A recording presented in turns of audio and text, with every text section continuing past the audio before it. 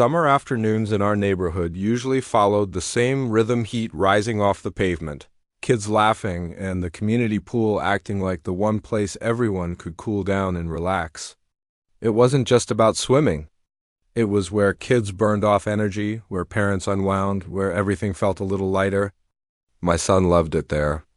It was his favorite part of the day. But recently, that simple routine started to change, and like always, the reason had a name. Karen. She lived right next to the pool area and had decided that the noise, the laughter, the splashing, it was all too much. At first, it was complaints. Messages to the HOA about excessive noise, suggestions to reduce hours. Most people ignored it. Kids are loud. That's part of being kids. But Karen wasn't satisfied with being ignored. One afternoon, right in the middle of peak time, something unexpected happened. Families started arriving at the pool and the gate was locked.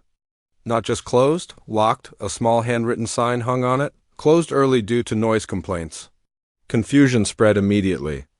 Parents checked their phones, thinking maybe there had been an announcement. There hadn't. Kids stood there in swimsuits, towels over their shoulders, staring through the fence at a completely empty pool. The sun was still high. It wasn't even close to closing time. That's when Karen appeared, calm, certain, like she had just fixed a problem. "Pool's closed," she said simply. A few parents stepped forward. "Since when?" someone asked. "Since now," she replied. "It's too loud. People live here." I felt the shift instantly, that mix of disbelief and frustration building in the air. "You can't just close it early," I said. "These are the posted hours." Karen crossed her arms. "The HOA allows adjustments for disturbances," she said, like she had been waiting to say it. But something about the situation didn't sit right. Not just the lock, but how quickly it had been done, how confident she was. And then someone pointed it out.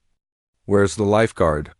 The pool was supposed to be staffed, supervised, regulated, and now it wasn't. The realization spread fast. This wasn't just about noise anymore. This was about shutting down a shared facility without proper authority or supervision. A few parents stepped aside, making calls not angrily, just deliberately. Meanwhile, kids sat on the edge of the sidewalk, disappointed, confused, the energy of the afternoon completely drained. Karen stood by the gate, watching like she had restored order. But that moment didn't last long. Within the hour, things started to change. An HOA board member arrived first, clearly not expecting what they walked into. Then a staff supervisor. Then more conversations, questions, the kind of questions that don't have easy answers. "Who authorized this?" someone asked. Silence. Karen tried to explain noise, complaints, community well-being. But it didn't hold. Because the truth was simple. She hadn't been given that authority. She had taken it. And in doing so, she had shut down a monitored shared space in a way that raised safety concerns. That changes everything. The lock was removed that same day. The pool reopened. Kids rushed in, laughter returning almost instantly, like nothing could hold it back for long.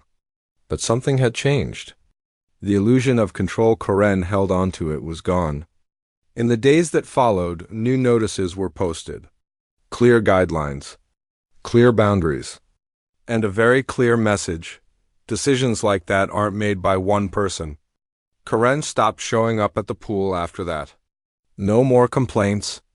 No more interruptions. Just distance. And as I sat by the water a few evenings later, watching my son laugh with his friends, I realized something important. Karen thought she was silencing noise. But what she actually did was create a much louder problem.